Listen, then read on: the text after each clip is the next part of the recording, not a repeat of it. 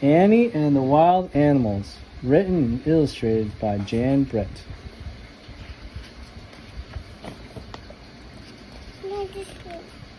Annie and the Wild Animals, written and illustrated by Jan Brett. What's her name, Maddie? Jan. Huh? Who? Oh, Jan. Not Jan. Annie. It had been snowing for days. Winter was lasting too long. Something was wrong with Annie's cat. Taffy had stopped playing. She ate more than usual. She slept all day long. Annie found her curled up in strange places, like the cupboard, underneath the cupboard, inside a basket.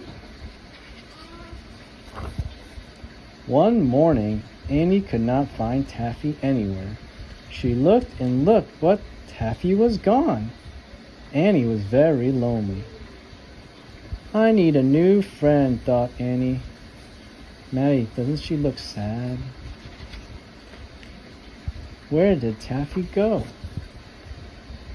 She placed a corn cake at the edge of the wood. She imagined that a small furry animal would come and she would tame him for a pet.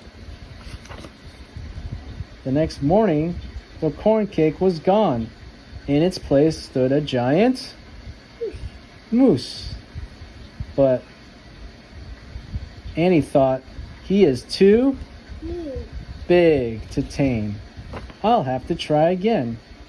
That night, Annie left another corn cake at the edge of the wood. The next morning, who was back, Maddie? The moose was back, and a wildcat, a snarling wildcat was there too. But Annie thought that the wildcat was too mean to tame. Annie placed more corn cakes at the edge of the wood. The next morning, what was there, Maddie? A big growling bear was there with the moose and the wildcat. Annie thought that the bear was too grumpy for a pet. Annie made as many corn cakes as she could and left them at the edge of the wood. At dawn, Annie heard the snarls and growls of the wild animals. There was the moose and the wildcat and the bear. They had been joined by a stag and his family and a large gray wolf and another bear. But not one of them is soft and friendly like Taffy, thought Annie. All the next day, Annie made corn cakes and left them at the edge of the wood.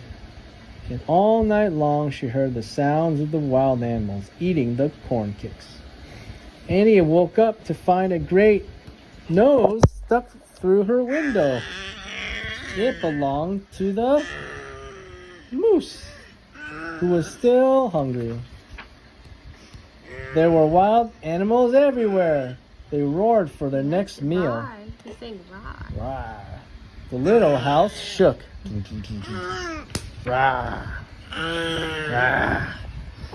The animals wanted more corn cakes, but when Annie looked into the barrel of cornmeal, it was empty. She couldn't make any more corn cakes. Annie was very sad. She would never find a pet now. She missed Taffy very much. All that night, a warm breeze blew from the south. The snow melted, and new buds could be seen on the plants and trees. The wood was coming alive again. By the next morning, the wild animals had gone back to the wood. They would find food there now that spring had finally come. Then, as unexpected as the warm spring breeze, Taffy walked proudly into the yard. "Taffy," Annie exclaimed, "you have come home. Where have you been?"